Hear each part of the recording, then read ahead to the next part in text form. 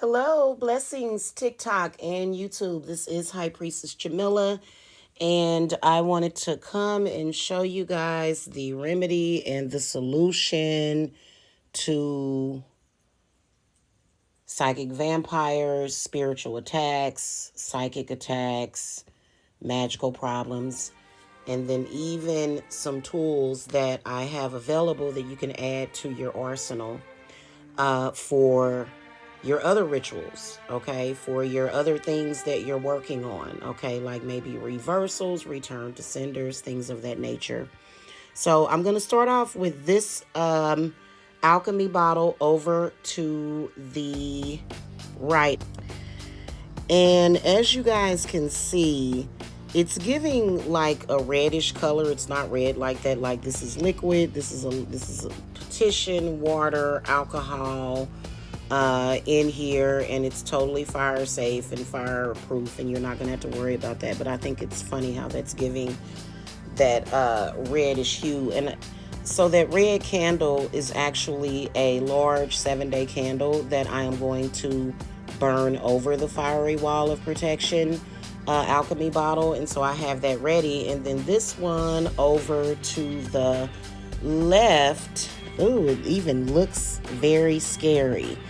This is one that is more of a baneful intention.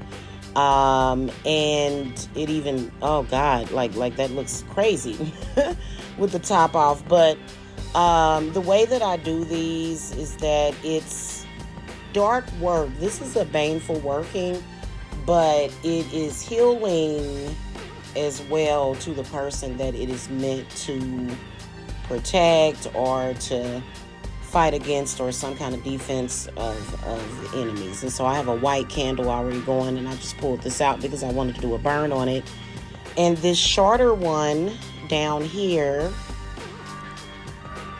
okay, this one is a reclaim power jar, okay, and this is one of my shorter ones. I decided to use a short one because I have two of these actually, and it's reclaiming whatever it is that you need to reclaim, okay, whether or not it's your peace, whether or not it's your harmony, whatever it is that you need to reclaim that you feel has either been taken from you. And then also this can be used for purification, because obviously when you take things back that may have been taken, you want to take them free of any curses and bad toxic energy.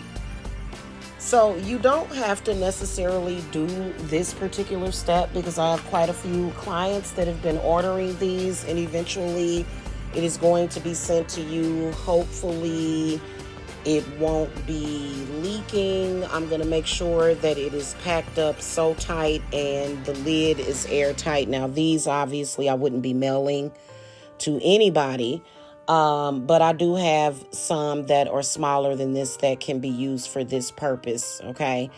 But all of the ones that you see with screw-on lids can be, I think they can be mailed. I'm not sure. I'll have to check and see. But anyway, I'm going to show you guys how you can do this whenever you do receive it. And I'm just going to get started. So what I do is, even though the bottle is filled with alcohol, isopropyl alcohol already, I still go ahead and I top them off with a little bit of alcohol. I usually use 70%.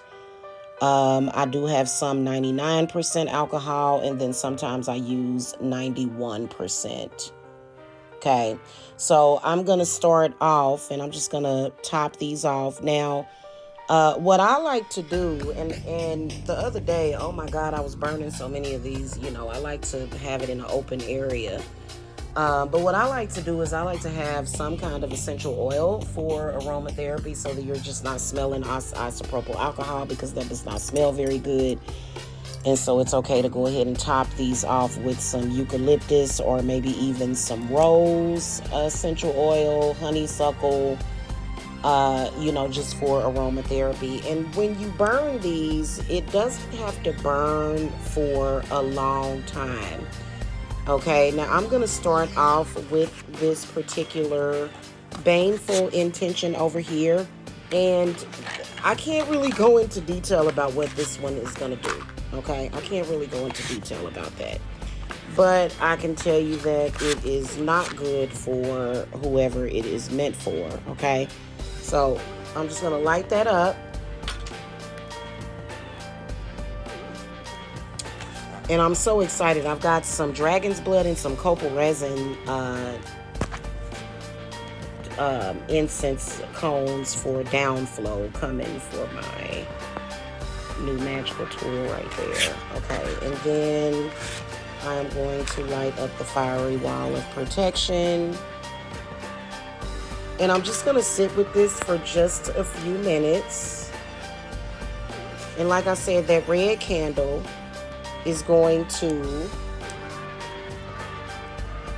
be lit over it, but I'm just gonna light it up for a few minutes. And you know, this is perfect for meditation in my humble opinion. I love it. I absolutely love it. This candle's gonna start getting hot. I also like to consecrate my candles with the fire. So I am basically invoking this firewall of protection, you know, not only for myself, but for my loved ones, as far as like my children. You know, my children believe in what I do, so that's why they are mostly protected by it, because they believe in what their mother does, okay? And I have my crystal ball here. This is essential for psychic vampires, even the ones that are attracted to fire. It doesn't matter. It's your intention. And more stuff can be burned into this. If I wanted to burn a sigil into it, I can. If I wanted to burn someone's name into it, I can. And I usually just sit here with it, and, you know, whatever that is, and especially with this one right here, both of them are like return to sender, banishing, obliterate, whatever you may have going on. Both of them will do the same purpose, but this one is more so kind of different. And so this one, I typically only burn it for a couple of minutes. I let it cool down, and then I stick it back where it belongs with a candle going over it. So this is like a baneful intention right here. And this one right here is the fiery wall. Does protect you from death and doom magic and other stuff, other annoying things that can be sent to you. And so this is good just right here. But what I'm going to do is I'm going to light up my take back your power, take back your energy, take back your life force, take back, whether or not it's your peace. One of the things that is very, very, very common for psychic vampirism is the insomnia that it causes to people, okay? And so I'm just going to consecrate this candle because I'm using a green candle. This is especially good for when you are doing projects and stuff. You know, if you've got some stuff going on and you've got things that are happening and all of that stuff, you know, this is great for that. But this is going to be the green candle that I'm going to light over the take back. And then this is going to be the red one because I just had a candle go out. It burned clear. Not that that really matters. Actually, it kind of doesn't, to be honest with you. Because a lot of my candles end up kind of burned at the top anyway, especially the glass ones. So I'm just going to, the way that you put this out, this is phenomenal. I mean, honestly, I was feeling some tension up underneath my shoulder, and it went away that quick, okay? Okay, so we'll just put and it's out, okay?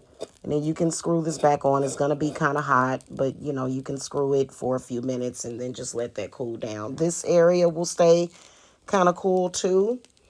And then we're just going to put the tops on them and put it out.